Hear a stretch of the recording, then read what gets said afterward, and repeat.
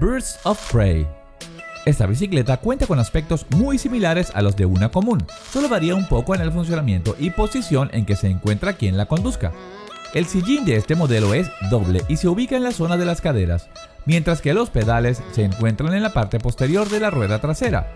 La explicación de esta postura es puramente científica, ya que permite al conductor fluir a través del viento en contra, de igual forma que los ciclistas profesionales usan la aerodinámica para ganar velocidad, puesto que al estar en esta posición se puede alcanzar velocidades de hasta 60 km/h.